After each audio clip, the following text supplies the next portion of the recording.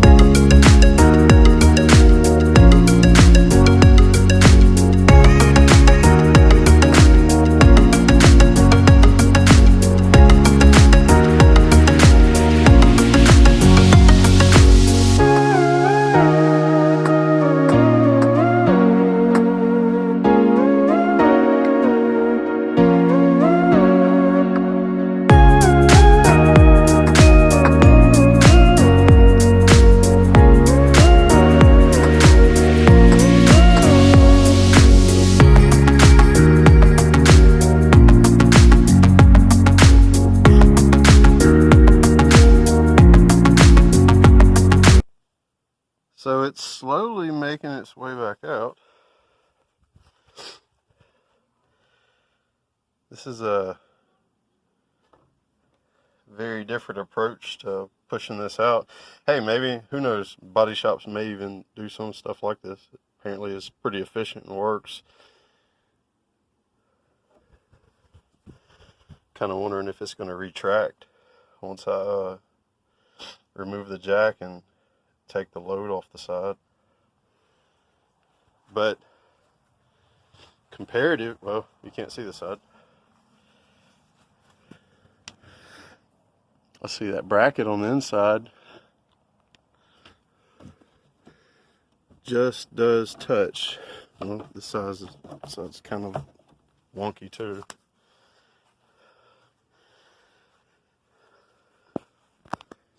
I'll say a little bit more, and if I can catch that corner, I'll kind of get it out.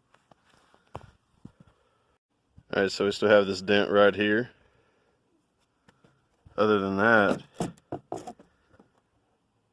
I think once that dent's out, I'm pretty satisfied with all this. Yeah, you can see a little crown right here. You can see the reflection, how it's deflected right there. But man, I might be able to pop that out with my hand or heat it up and shock it. Let's see what happens.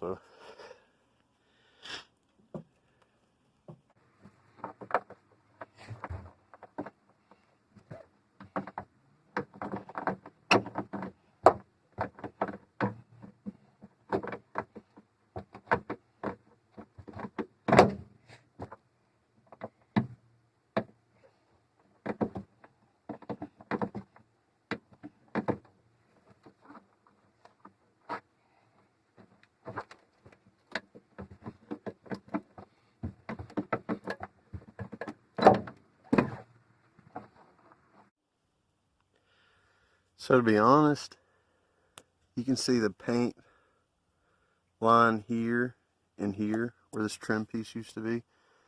As long as this line here matches the trim piece, who cares about that dent down there, right? So this is the part from the salvage yard that we got in episode 2. These clips are on. We have to secure to this clip and the missing clip, which I may have to go back and get. Well, not go back and get, but you know what I mean. Go get another one. I'm not going to drive down there for one clip. Let's see. It should just kind of slide in.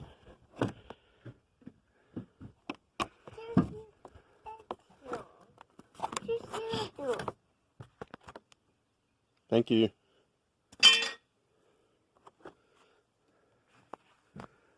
Let's see.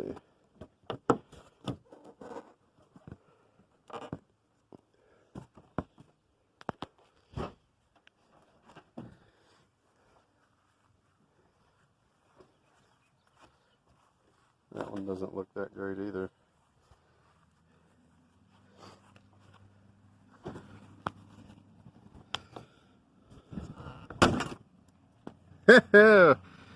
Well, somebody needs 2 clips now.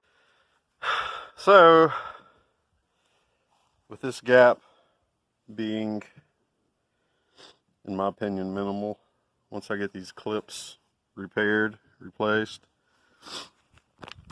get this trim piece lined up with the paint stain there, get the saggy bumper up, I'll be pretty happy with that. No more working on this back here.